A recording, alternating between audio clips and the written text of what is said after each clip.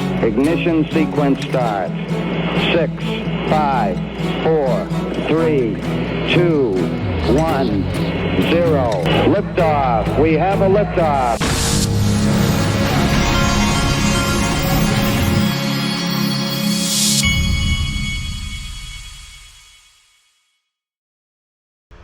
Hey everybody, this is the Digital Asset Investor and we're on a timer. I just put bacon in the oven. I wanted to see if I could get this video done and get to the bacon before it burns.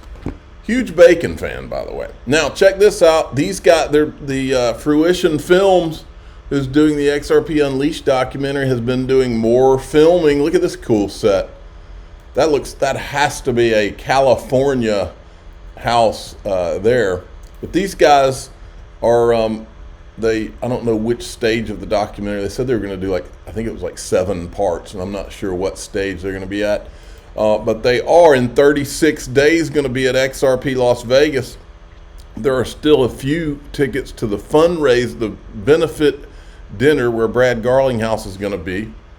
You can book discount rooms at the MGM through this link right here. I have links in the description of this.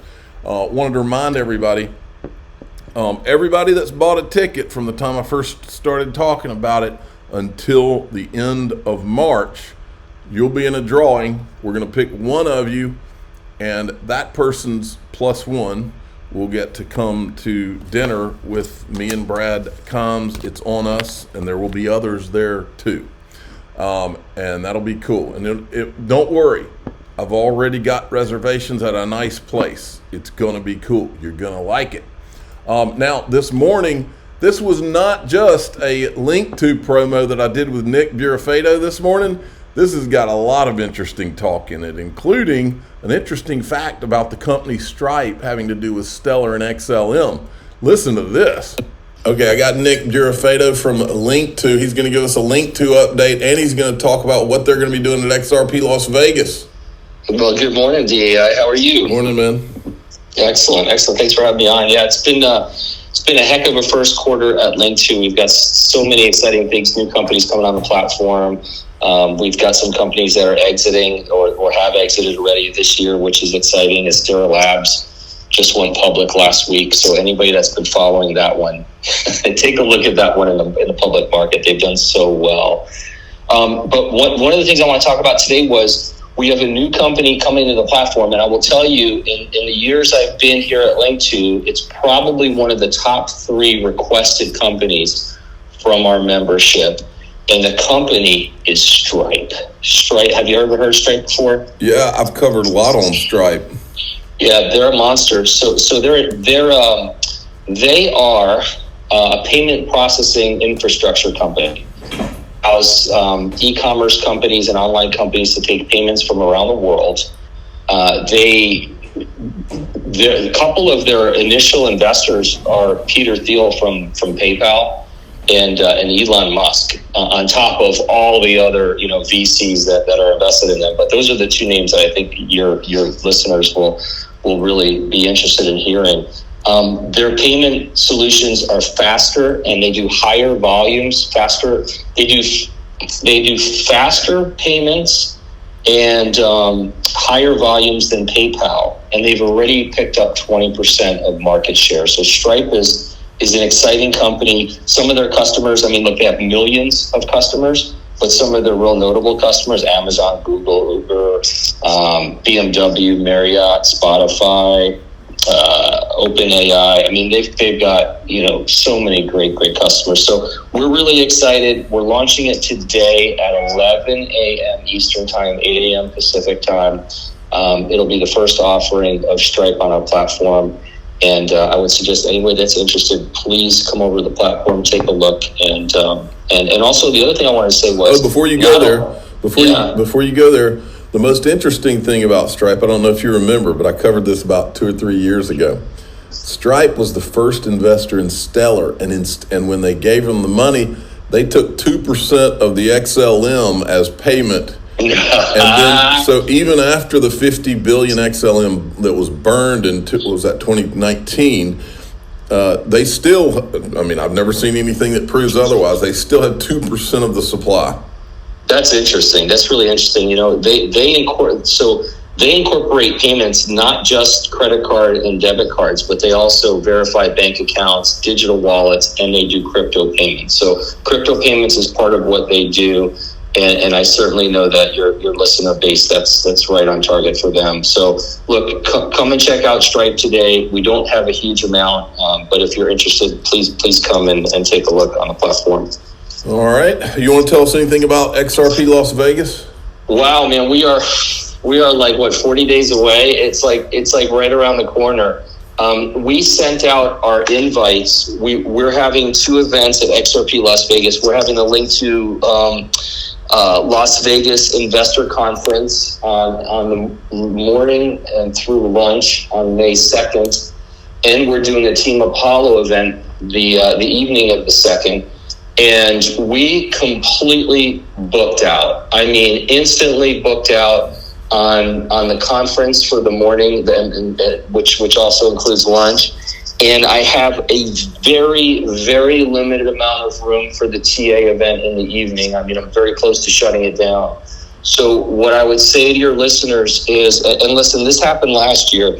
The last couple of weeks before the conference, my phone was going off the hook. Everybody wanted tickets. If you haven't gotten your tickets for XRP Las Vegas, you need to get them.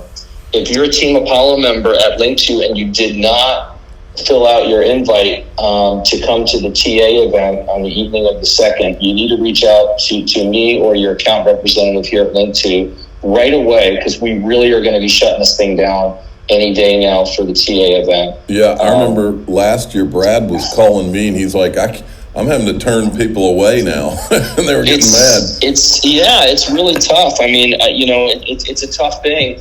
And you know, what I would also say is, I speak to people every day and they're like, well, if XRP does this, I'll go. And it's like, you know what? You shouldn't think that way. Like, you're going to meet people from around the world that you're like-minded with. You're going to meet senatorial candidates like Greg Kidd and John Deaton. You're going to meet the digital asset investor. You're going to meet Brad Kimes. You're going to meet Joe Endoso from my company, Link2. I mean, there are going to be so many people, all of the executives from Uphold and all of these other companies. Like, it is an opportunity. And one of the things that kind of blows my mind every day is the Link2 membership. Like the investors at Link2 are some of the most interesting people, and you're going to be in the room with some of the most interesting people you're ever going to meet in businesses that you never imagined they were in. And we've got professional ball players and Hollywood actors, and it's amazing. It's just amazing every day. I'm like, it blows my mind when I find out who people are and what they do. And look at last year when at XRP Las Vegas, you met the lead singer for Alice in Chains. I mean, how amazing was that? It's crazy. I'd like to meet one of those professional baseball players next. I bet you would. Yeah. And so, but I'll tell you a true story. I didn't make it to XRP Las Vegas last year. We had a medical emergency in my family. And when I heard that the lead singer of Alice in Chains was one of our members at Link2, I immediately called him after XRP Las Vegas. And I said to him, you and I have been talking for years and you never told me. Yeah. Very nice guy too. It really is. So anyway, yeah, looking forward to seeing you there. And you know what, before we part really quickly, John Deaton, guys. I mean, John Deaton represented us all in the XRP lawsuit and continues to represent us. I would just encourage everyone, because everyone listening to the sound of my voice is invested in digital assets, support John Deaton's run for Senate. Yep. I mean, now is our chance to pay John back and to help John. And John is going to be helping us because he's going to be the voice of digital assets. So please support John Deaton, make a donation and help out John. Yep, it's johndeatonforsenate.com, by the way. Well, Nick, thanks for coming then. Thank you. Come and get Stripe at Link2 today, accredited investors. Thank you so much, DAI. All right, man. All right, okay, I got Nick Girafetta. I was sitting here looking at this. Looks like I accidentally put weights in there instead of ways. Let's, can we edit the post? Yes. Let's see. Ways and update. Boom. It's done. All right, we got that fixed. Now, I wanted to show you, I got so much information, and I haven't forgotten about that bacon, by the way. We're at about almost 10 minutes here. I may have to go, for the first time ever on this show, check on the bacon while I'm doing the show, because we do not make edits here. Very rarely. You know, Crypto for Life, I've been watching a lot of his shows lately because he keeps on doing interviews with interesting people, and I've been watching a lot of them. And I remember he's at 23,000 subscribers. You guys need to all go and subscribe like I did, because I remember when I was at 20-something thousand subscribers, and you know that you've come pretty far when you get to that. But I would have loved to have had someone. Now, look, I don't mention people because I'm just being nice. They bring the good content, and they deserve to be mentioned, and I'm happy to do it. But I would have loved to have people, you know, highlight me and stuff. And so I try to help other people. Oh, why does my battery keep doing this on my phone? On my you know that sound it makes when your Mac battery's not plugged in? It keeps going off. Anyway, he keeps putting out good content, and you know, he's so nice to me when I do a tweet with a clip of his videos. But he doesn't need to be. He earned it. When you do good content, you deserve to be blown up. And so give him a subscribe. It's Crypto for Life. Just go type it in on YouTube. And I wanted to give him full credit because he's got 3 great clips that I put out from his interview with Jimmy Valley. Here's the first one, An Overlooked Truth. Do you know who the largest loser in the .com era was? Who's that? It was a company called, they lost billions of dollars. It was called MicroStrategy, and it's run by a guy named Michael Saylor. Wow. What do they say about history and how not knowing it, you might be doomed to repeat it? Wow. So, like you said, it doesn't always repeat, but it rhymes, right? It rhymes. People need head on a swivel. If you don't, it's the Bob Marley line. If you don't know your history, then you won't know where you're coming from. Now, at the end of this, I clipped on one of my favorite Michael Saylor clips, and while you're watching it, ask yourself, just put your hands out. Michael Saylor on the left hand, Brad Garlinghouse on the right hand. Which one sounds more reasonable? That's exactly it. Yep. No, I agree with you. Crypto asset. Well, Bitcoin's the best crypto asset. Okay. What's the second best? There is no second best. There's no second best crypto asset. There's a crypto asset. It's called Bitcoin, right? That man right there. There's no second best. Okay. It's not like Google and Facebook. It's not like Apple and Amazon. Yeah, we can debate Apple or Amazon. What's better? They both look like tech monopoly. Now, if this guy was not a techie, and if he did not know how technologically inferior Bitcoin was to most of these things, and I don't believe for a second that guys like this don't know about the whole 4 Satoshis issue, but the fact that they're not publicly questioning before they start telling people to buy Bitcoin, the fact they're not publicly questioning, wait a minute, there's a video of Homeland Security talking about 4 Satoshis. I'm not saying he is, I'm just saying that the Bitcoin thing is an operation. I will say it. I will not stop saying it. There's a reason that they put beautiful faces. They put characters like him up. They put little kids who may be smart kids, but they're still kids who are trying to tell, they're marketable smart kids, okay? It's a marketing machine. And Jimmy also touches on that right here. People do not realize how manipulated by the venture capital firms that the digital asset space is. It's not just the venture capital firms, though. It's the intelligence agencies. This is a completely manipulated game right now. Especially when you start talking outside of the blue chip. I would consider the blue chip Bitcoin, XRP, and Ethereum, okay? Right.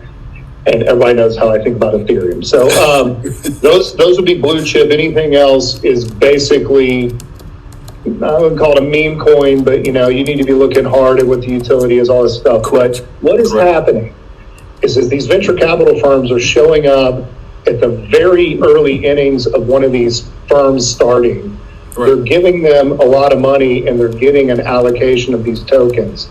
They are then turning their media assets on and pumping the value of these things to oblivion and then dumping on the people who are chasing the zeros and the green candles. And it's happening over and over. Luna, FTX, FTT coin, Serum coin, every one of these things that you end up seeing failing in spectacular fashion. It's the same exact business model, okay? So we're kind of living in a world that you can't really look at these charts and, see these green candles and actually really believe that that's doing anything besides they're sucking in people to dump. Okay, so this is my favorite clip Jimmy did with Crypto for Life. I don't know if he goes by 68J or Crypto for Life, but you get the picture. Here's, and look, after this one, I might have to go check on the bacon. In fact, let me go check on the bacon first, and then we'll play. Actually, I'll tell you what I'll do. I'm going to play this clip, and then I'm going to go check on the bacon while you listen to this clip. I'm one of these believers that the escrow was kind of something that they had to do as a protective measures. So what predated the escrow, which I think went into effect December of 2017, was the 15 or 20 JP Morgan senior level executives that showed up at Ripple. Right. Where I think they were effectively demanding what they got from Ethereum, which was 50% of the network or something like that. Right. Gary Gensler had been at MIT basically saying you would have to pay the monopolist maybe 50%.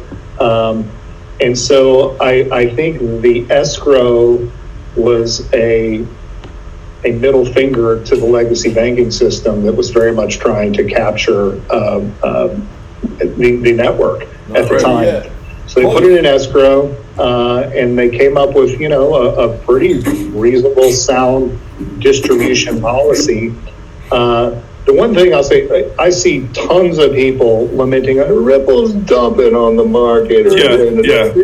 200 million came out of stuff. It's like, guys, look, it's very analogous to like when you have a preferred stock offering in a public company, that preferred stock is going to roll out over some period of time once it's covered by a registration statement. It's called the overhang, and it's already basically priced in. The overhang. Everybody knows there is 100 billion, or much less than that. Jimmy, now. Thanks for the thumbnail. Less than that now because of what's been burned in transactions, but. You can assume, all of our valuations assume that ultimately that is all out onto the market, and it'll be, market. We've already passed the initial 55 months of, the escrow. So it was originally programmed to come out $1 billion a month, right, for 55 months. Right. So they've already surpassed, I forget, I haven't looked at this in a while, but we'd be in month 60 something by now, and they added what they didn't put into the market on the back end. So they're trying to implement a pretty conservative monetary policy, and keep some type of equilibrium in the supply and demand. But I personally wouldn't care if they dumped it all on the market tomorrow.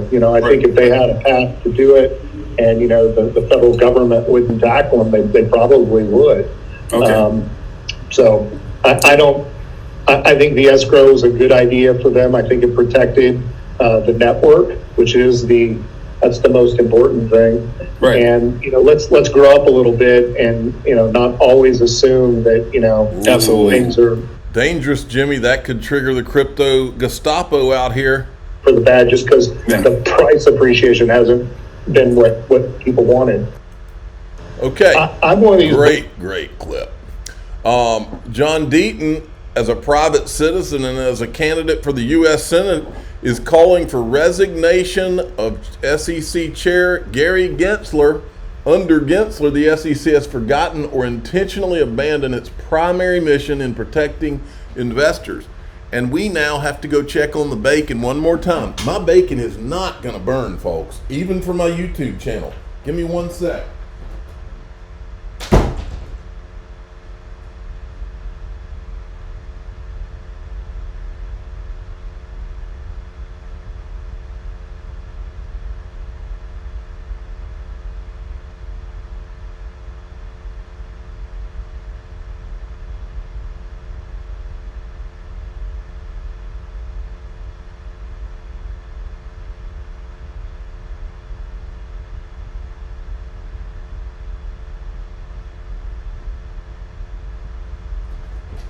Okay, I'm sorry, but we're so close.